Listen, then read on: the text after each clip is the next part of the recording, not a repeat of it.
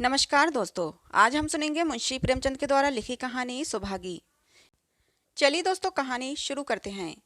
और लोगों के यहाँ चाहे जो होता हो, तुलसी महतो अपनी लड़की सुभागी को अपने लड़के रामू से जौ भर भी कम प्यार न करते थे। रामू जवान होकर भी काठ का उल्लू था। सुभागी 11 साल की बालिका होकर भी घर के काम में इतनी चतुर और खेतीबाड़ी के काम में इतनी निपुण थी कि उसकी माँ लक्ष्मी दिल में डरती रहती कि कहीं लड़की पर देवताओं की आंख न पड़ जाए। अच्छे बालकों से भगवान को भी तो प्रेम है। कोई सुभागी का बखान न करे, इसलिए वह अनायास ही उसे डांटती रहती थी। लड़की बखान से बिगड़ जाती है, ये भय तो न था। भय था तो सिर्फ नजर का। और वही सुभागी आज 11 साल की उम्र में विधवा हो गई। घर में कोहराम मचा हुआ था। लक्ष्मी पचाड़े खाती थी, तुलसी सिर पीटते थे। उन्हें रोते देखकर सुभागी भी रोती थी। बार बार माँ से पूछती, क्यों रोती हो अम्मा? मैं तुम्हें छोड़कर कहीं न जाऊंगी। तुम क्यों रोती हो? उसकी भोली बातें सुनकर माता का दिल और भी फटा जाता था। वह सोचती थी, ईश्वर तुम्हारी यही लीला है। जो खेल खेलते हो वह दूसरों को दुख देकर। ऐसा तो पागल करते हैं। आदमी पागलपन करे तो उसे पागल खाने भेजते हैं, और तुम जो पागलपन करते हो उसका कोई दंड नहीं। ऐसा खेल किस काम का कि दूसरे रोएं और तुम हंसो? तुम्हें तो लोग दयालु कहते हैं, क्या यही तुम्हारी दया है? और सुभागी क्या सोच रही थी? उसके पास कोठरी भर रुपये होते तो वह उन्हें छिपा कर रख देती और एक दिन चुपके से बाजार चली जाती और अम्मा के लिए अच्छे अच्छे कपड़े लाती। दादा जब बाकी पैसे मांगने आते तो चट रुपये निकाल कर दे देती। अम्मा दादा तब कितने खुश होते। और जब सुभागी जवान हो गई तो लोग तुलसी महतो पर दबाव डालने लगे कि लड़की का घर कहीं कर दो। जवान लड़की का यूं फिरना ठीक नहीं। जब हमारी बिरादरी में इसकी कोई निंदा नहीं तो क्यों सोच विचार करते हो? तुलसी ने कहा, भाई मैं तो तैयार हूँ, लेकिन जब सुभागी ही न माने तो मैं क्या करूँ? हरिहर ने सुभागी को समझाकर कहा, बेटी हम तेरे ही भले को कहते हैं। माँ बाप अब बूढ़े हुए, उनका क्या भरोसा? तुम इस तरह कब तक बैठी रहोगी? सुभागी ने सिर झुकाकर कहा, चाचा मैं तुम्हारी बात समझ रही हूँ, लेकिन मेरा मन घर करने को नहीं कहता। मुझे आराम की चिंता नहीं। मैं सब कुछ झेलने को तैयार हूँ, और जो काम तुम कहो वह सिर आंखों के बल करूंगी, मगर घर बसाने को मुझसे न कहो। जब मेरा चाल कुचाल देखना तो मेरा सिर काट लेना। अगर मैं सच्चे बाप की बेटी होंगी तो बात की भी पक्की होंगी। फिर लज्जा रखने वाले तो भगवान हैं। फिर मेरी क्या हस्ती है कि अभी कुछ कहूँ? उजड़ू रामू बोला, तुम अगर सोचती हो कि भैया कमावेंगे और मैं बैठी मौज करूंगी तो तुम ये मत सोचना। यहाँ किसी ने जन्म भर का ठीका नहीं लिया है। रामू की दुल्हन रामू से भी 2 अंगुल ऊंची थी। मटक कर बोली, हमने किसी का कर्ज थोड़े ही खाया है कि जन्म भर बैठे भरा करें। यहाँ तो खाने को भी महीन चाहिए, पहनने को भी महीन चाहिए। ये हमारे बूते की बात नहीं। सुभागी ने गर्व से भरे हुए स्वर में कहा, भाभी मैंने तुम्हारा आसरा कभी नहीं लिया, और भगवान ने चाहा तो कभी करूंगी भी नहीं। तुम अपनी देखो, मेरी चिंता ना करो। रामू की दुल्हन को जब मालूम हो गया कि सुभागी घर न करेगी तो और भी उसके सिर हो गई। हमेशा एक न एक खुचड़ लगाए रहती। उसे रुलाने में जैसे उसको मजा आता था। वह बेचारी पहर रात उठकर कूटने पीसने में लग जाती, चौका बर्तन करती, गोबर पाथती, फिर खेत में काम करने चली जाती। दोपहर को आकर जल्दी जल्दी खाना पकाकर सबको खिलाती। रात को कभी माँ के सिर में तेल डालती, कभी उसकी देह दबाती। तुलसी चिलम के भक्त थे, उन्हें बार बार चिलम पिलाती। जहाँ तक अपना बस चलता माँ बाप को कोई काम ना करने देती। हाँ, भाई को ना रोकती, सोचती यह तो जवान आदमी है, यह काम ना करेंगे तो गृहस्थी कैसे चलेगी। मगर रामू को यह बुरा लगता। अम्मा और दादा को तिनका तक नहीं उठाने देती और मुझे पीसना चाहती है। यहाँ तक कि एक दिन वह जामे से बाहर हो गया। सुभागी से बोला, अगर उन लोगों से इतना प्यार है तो क्यों नहीं अलग होकर रहती? तब सेवा कर, तब मालूम हो कि सेवा कड़वी लगती है कि मीठी। दूसरों के बल पर वाहवाही लेना आसान है। बहादुर वो है जो अपने बल पर काम करे। सुभागी ने तो कुछ जवाब न दिया। बात बढ़ जाने का भय था, मगर उसके माँ बाप बैठे सुन रहे थे। महतो से ना रहा गया। बोले, क्या है रामू, उस गरीबिन से क्यों लड़ते हो? रामू पास आकर बोला, तुम क्यों बीच में कूद पड़े? मैं तो उसको कहता था। तुलसी, जब तक मैं जीता हूँ तुम उसे कुछ नहीं कह सकते। मेरे पीछे जो चाहे करना। बेचारी का घर में रहना मुश्किल कर दिया।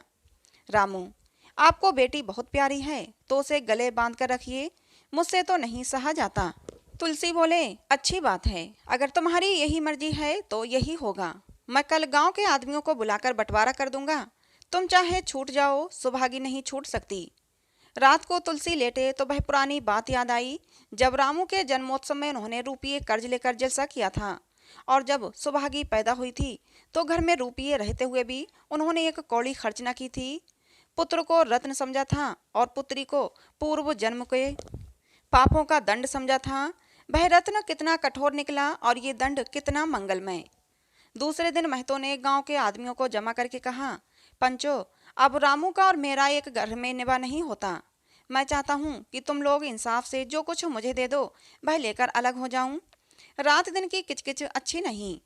गांव के मुख्तार बाबू सज्जन सिंह बड़े सज्जन पुरुष थे। उन्होंने रामू को बुलाकर पूछा, क्यों जी, तुम अपने बाप से अलग रहना चाहते हो? तुम्हें शर्म नहीं आती कि औरत के कहने से माँ बाप को अलग किए देते हो? राम राम। रामू ने ढटाई के साथ कहा, जब एक घर में गुजर न हो तो अलग हो जाना ही अच्छा है। सज्जन सिंह ने कहा, तुमको एक में क्या कष्ट होता है? रामू, एक बात हो तो बताऊं। सज्जन सिंह, लेकिन कुछ तो बतलाओ। रामू, साहब, एक में मेरा इनके साथ निभाना होगा, बस मैं और कुछ नहीं जानता। ये कहता हुआ रामू वहां से चलता बना। तुलसी, देख लिया आप लोगों ने इसका मिजाज। आप चाहे 4 हिस्सों में 3 हिस्से इसे दे दें, पर अब मुझे इसके दुष्ट के साथ नहीं रहना। भगवान ने बेटी को दुख दे दिया, नहीं मुझे खेती बाड़ी लेकर क्या करना था? जहाँ रहता वहीं कमाता खाता। भगवान ऐसा बेटा 7वें बैरी को भी ना दे। लड़के से लड़की भली जो कुलवंती होए। सहसा सुभागी आकर बोली, दादा, ये सब बांट बखरा मेरे ही कारण तो हो रहा है। मुझे क्यों नहीं अलग कर देते? मैं मेहनत तो मजूरी करके अपना पेट पाल लूंगी। अपने से जो कुछ बन पड़ेगा तुम्हारी सेवा करती रहूंगी, पर रहूंगी अलग। यूं घर का बंटवारा होते मुझसे नहीं देखा जाता। मैं अपने माथे ये कलंक नहीं लेना चाहती। तुलसी ने कहा, बेटी, हम तुझे न छोड़ेंगे, चाहे संसार छूट जाए। रामू का मैं मुंह नहीं देखना चाहता, उसके साथ रहना तो दूर रहा। रामू की दुल्हन बोली, अगर तुम किसी का मुंह नहीं देखना चाहते तो हम भी तुम्हारी पूजा करने को व्याकुल नहीं हैं। महतो दांत पीसते हुए उठे कि बहू को मारें, मगर लोगों ने पकड़ लिया। बंटवारा होते ही महतो और लक्ष्मी को मानो पेंशन मिल गई।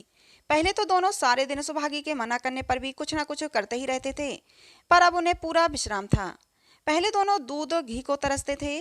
सुभागी ने कुछ रुपये बचाकर एक भैंस ले ली। बूढ़े आदमियों की जान तो उनका भोजन है, अच्छा भोजन न मिले तो वे किस आधार पर रहें? चौधरी ने बहुत विरोध किया, कहने लगे, घर का काम यूं ही क्या कम है कि तू ये नया झंझट पाल रही है? सुभागी उन्हें बहलाने के लिए कहती हैं, दादा, दूध के बिना मुझे खाना अच्छा नहीं लगता। लक्ष्मी ने हंसकर कहा, बेटी, तू झूठ कब से बोलने लगी? कभी दूध हाथ से तो छूती नहीं, खाने की कौन कहे? सारा दूध हम लोगों के पेट में ही ठूंस देती है। अब गांव में जहां देखो सबके मुंह से सुभागी की तारीफ। लड़की नहीं देवी है, 2 मर्दों का काम भी करती है, उस पर माँ बाप की सेवा भी करती है। सज्जन सिंह कहते, ये उस जन्म की कोई देवी है, मगर शायद महतो को ये सुख बहुत दिन तक भोगना न लिखा था। 7-8 दिन से महतो को जोर का जोर चढ़ा हुआ था, देह पर कपड़े का तार भी नहीं रहने देते। लक्ष्मी पास बैठी रो रही थी। सुभागी पानी लिए खड़ी है। अभी एक क्षण पहले महतो ने पानी मांगा था, पर जब तक वह पानी लाई उनका जी डूब गया और हाथ पांव ठंडे हो गए। सुभागी उनके ये दशा देखते ही रामू के घर गई और बोली, भैया चलो देखो, आज दादा न जाने कैसे हुए जाते हैं, 7 दिन से ज्वर है। रामू ने चारपाई पर लेटे लेटे कहा, तो क्या मैं डॉक्टर हकीम हूँ कि देखने चलूं? जब तक अच्छे थे तब तक तो तुम उनके गले का हार बनी हुई थी, अब जब मरने लगे तो मुझे बुलाने आई हो। उसी वक्त उसकी दुल्हन अंदर से निकल आई और सुभागी से पूछा, दादा को क्या हुआ है दीदी? सुभागी के पहले रामू बोल उठा, हुआ क्या है, अभी कोई मरे थोड़ी जाते हैं। सुभागी ने फिर उससे कुछ न कहा, सीधे सज्जन सिंह के पास गई। उसके जाने के बाद रामू हंसकर स्त्री से बोला, त्रिया चरित्र इसी को कहते हैं। स्त्री, इसमें त्रिया चरित्र की कौन बात है, चले क्यों नहीं जाते? रामू, मैं नहीं जाने का, जैसे उसे लेकर अलग हुए थे वैसे उसे लेकर रहें, मर भी जाएं तो न जाऊं। स्त्री, मर जाएंगे तो आग देने तो जाओगे, तब कहाँ भागोगे? रामू, कभी नहीं जाऊंगा। सब कुछ उनकी प्यारी सुभागी कर लेगी। स्त्री, तुम्हारे रहते वह क्यों करने लगी? रामू, जैसे मेरे रहते उसे लेकर अलग हुए थे और कैसे? स्त्री, नहीं जी, ये अच्छी बात नहीं। चलो देख आवें। कुछ भी हो, बाप ही तो हैं। फिर गांव में कौन मुंह दिखावोगे? रामू गुस्से से बोला, चुप रहो, मुझे उपदेश मत दो। उधर बाबू साहब ने ज्यों ही महतो की हालत सुनी, तुरंत तो सुभागी के साथ भागे चले आए। यहाँ पहुंचे तो महतो की दशा और खराब हो चुकी थी। नाड़ी देखी तो बहुत धीमी थी। समझ गए कि जिंदगी के दिन पूरे हो गए। मौत का आतंक छाया हुआ था। सजल नेत्र होकर बोले, महतो भाई, कैसा जी है आपका? महतो जैसे नींद से जाकर बोले, बहुत अच्छा है भैया, अब तो चलने की बेला है। सुभागी के पिता अब तुम ही हो, उसे तुम्ही को सौंपे जाता हूँ। सज्जन सिंह ने रोते हुए कहा, भैया महतो, घबराओ मत, भगवान ने चाहा तो तुम अच्छे हो जाओगे। सुभागी को तो मैंने हमेशा अपनी बेटी समझा है और जब तक जीऊंगा ऐसा ही समझता रहूंगा। तुम निश्चिंत रहो, मेरे रहते सुभागी या लक्ष्मी को कोई तिरछी आंख से न देख सकेगा। और कुछ इच्छा हो तो वह भी कह दो। महतो ने विनीत नेत्रों से देखकर कहा, और कुछ नहीं कहूंगा भैया, भगवान तुम्हें सदा सुखी रखे। सज्जन सिंह बोले, रामू को बुलाकर लाता हूँ, उससे जो कुछ भूल चूक हो गई हो उसे क्षमा कर दो। महतो ने कहा, नहीं भैया, उस पापी हत्यारे का मुंह मैं नहीं देखना चाहता। इसके बाद गोदान की तैयारी होने लगी। रामू को गांव भर ने समझाया, पर वह अत्येष्टि करने पर राजी न हुआ। कहा, जिस पिता ने मरते समय मेरा मुंह देखना स्वीकार न किया, वह मेरा न पिता है और न मैं उसका पुत्र। लक्ष्मी ने दाह क्रिया की। इन थोड़े से दिनों में सुभागी ने न जाने कैसे रुपये जमा कर लिए थे कि जब तेरही का सामान आने लगा तो गांव वालों की आंखें खुली रह गईं। बर्तन, कपड़े, घी, शक्कर, सभी सामान इफरात से जमा हो गए। रामू देख देख कर जलता था और सुभागी उसे जलाने के लिए सबको ये सामान दिखाती थी। लक्ष्मी ने कहा, बेटी, घर देखकर खर्च करो, अब कोई कमाने वाला नहीं बैठा है, आप ही कुआं खोदना है और पानी पीना है। सुभागी बोली, बाबूजी का काम तो धूमधाम से ही होगा अम्मा, चाहे घर पर कुछ रहे या न रहे, बाबूजी फिर थोड़े ही आवेंगे। मैं भैया को दिखा देना चाहती हूँ कि अबला क्या कर सकती है। वह समझते होंगे कि इन दोनों के किए कुछ न होगा। उनका ये घमंड मैं तोड़ दूंगी। लक्ष्मी चुप हो गई। तेरही के दिन 8 गांव के ब्राह्मणों का भोज हुआ। चारों तरफ बहाबाही मच गई। पिछले पहर का समय था, लोग भोजन करके चले गए थे। लक्ष्मी थककर सो गई थी। केवल सुभागी बची हुई चीजें उठा उठा कर रख रही थी कि तभी ठाकुर सज्जन सिंह ने आकर कहा, अब तुम भी आराम करो बेटी, सवेरे ये सब काम कर लेना। सुभागी ने कहा, अभी थकी नहीं हूँ दादा। आपने जोड़ लिया, कुल कितने रुपये उठे हैं? सज्जन सिंह बोले, ये पूछकर क्या करोगी बेटी? कुछ नहीं, बस यूं ही पूछ रही थी। कोई 300 रुपये उठे होंगे। सुभागी ने सकुचाते हुए कहा, मैं इन रुपयों की देनदार हूँ। तुमसे तो मैं मांगता नहीं, मैं तो मेरे मित्र और भाई थे, उनके साथ कुछ मेरा भी तो धर्म है। आपकी यही दया क्या कम है कि मेरे ऊपर इतना विश्वास किया? वैसे मुझे कौन 300 रुपये दे देता? सज्जन सिंह सोचने लगे, इस अबला की धर्म बुद्धि का कहीं 12 पार है भी या नहीं। लक्ष्मी उन स्त्रियों में से थी जिनके लिए पति वियोग जीवन स्रोत का बंद हो जाना है। 50 बरस के चिर सहवास के बाद अब ये एकांत जीवन उसके लिए पहाड़ हो गया। उसे अब ज्ञात हुआ कि मेरी बुद्धि, मेरा बल, मेरी सुमति, मानो सबसे मैं वंचित हो गई।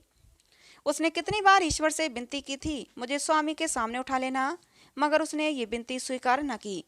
मौत पर अपना काबू नहीं तो क्या जीवन पर भी काबू नहीं है?